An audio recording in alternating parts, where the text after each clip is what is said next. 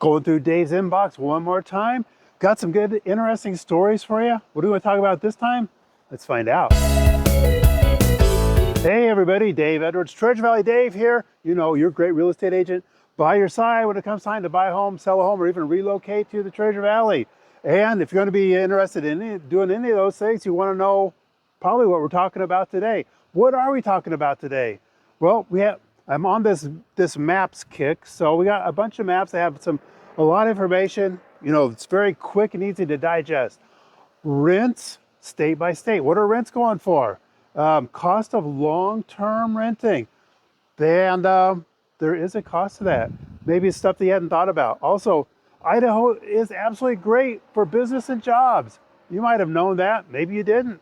And also, wages are rising the fastest in Idaho. That's some all pretty darn good information. Let's get into it. Hey, we're back with another map. What's going on this time? We have the average rent price for a 600 square foot apartment in the United States. Wow, so just take in some of these numbers. So North Dakota is the lowest one, and it's just under $700 a month. You know, I can remember when that used to be pretty expensive. Texas is down here at just under 1,000, as is New Mexico. And buzzing over here to Idaho, just slightly over 1,000, 1,054. So is that bad? Yeah, maybe not. What about you people down in California? Over $1,800 a month. That's starting to hurt, right? So if you are in California or one of these other states and you want to come to Idaho, you know, maybe you could plan on living in an apartment for a while. Then you can scope out the valley and find out where, you know, your dream home is going to be. It's very doable according to this map. And the price for rent in Idaho is pretty much right in line, plus or minus what you're going to get anywhere else in the country. So this is interesting. No, it's not a map, but it should be, right? Hey, the average American drops $330,000 on rent before becoming a homeowner. So that's incredible. According to a recent study by Self Financial, the typical American renter can expect to pay more than $333,000 during their time as a renter. Here are the key findings from the study. The average American can expect to pay $333,065. Well, that's pretty precise. For a lifetime of renting, including bills and additional expenses, or $25,620 per year as a renter from the age of 22 to 35. Wow. Hawaii is a lot more. I don't think anybody's surprised about that. Americans spend an average of $12,145 on moving in and out of rental accommodations during their lifetime. Kansas residents pay the least to rent over a lifetime, spending just $238,000. Oh, drop in the bucket. And you know the old saying, throwing your money down a rat hole? I'm not even sure what a rat hole is. But if you had bought a house and, you know, it's going to hurt if you don't have the money. But if you would have bought a house, a little tiny house, and then just kept moving up and up as inflation and other market forces increase the value of your house, it's going to be easier over time for you to get into eventually your dream house. But if you're renting, that's not going to happen. But when you buy a house, let's say you get a 30-year mortgage, your principal and interest payments on that are going to be exactly the same for 30 years. Funny how that works. If you're in a rental, what's prices going to do to your rent over 30 years? Well, it's going to go up and up and up. My suggestion is that, you know, think real hard. Can buying a house, even though it hurts, is it doable?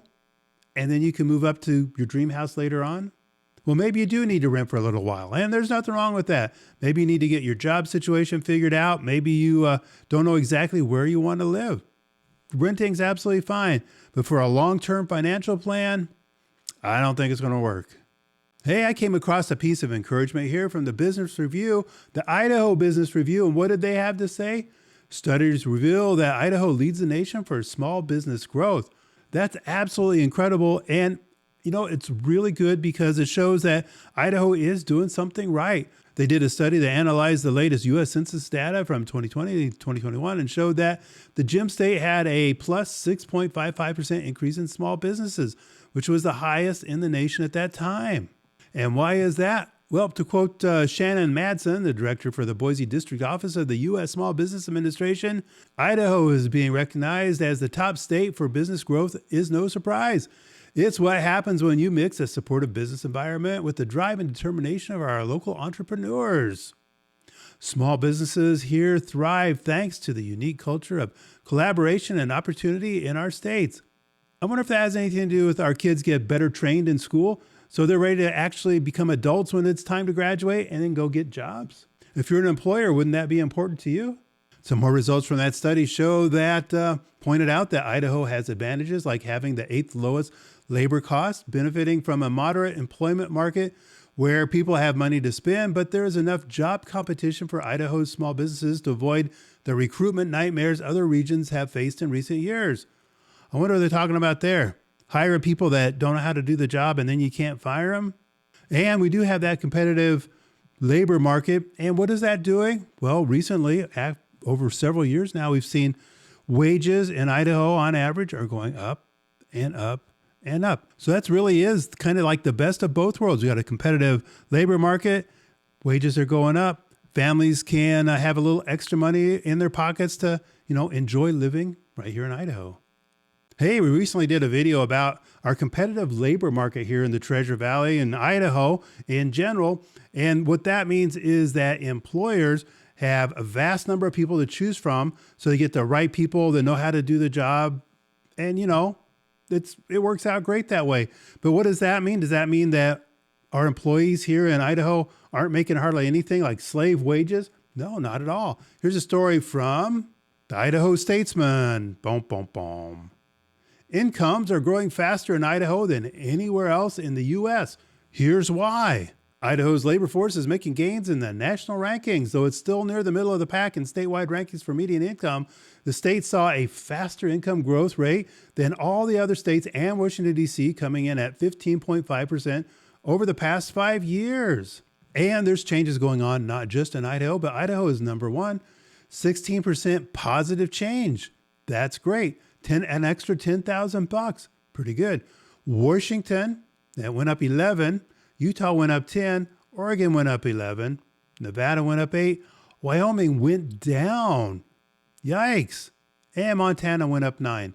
So while these are pretty decent numbers, Idaho is still number one. So whether you're starting a small business, expanding your business, or you want to go work for somebody that has a business, Idaho seems to be the perfect place for all those things to come together.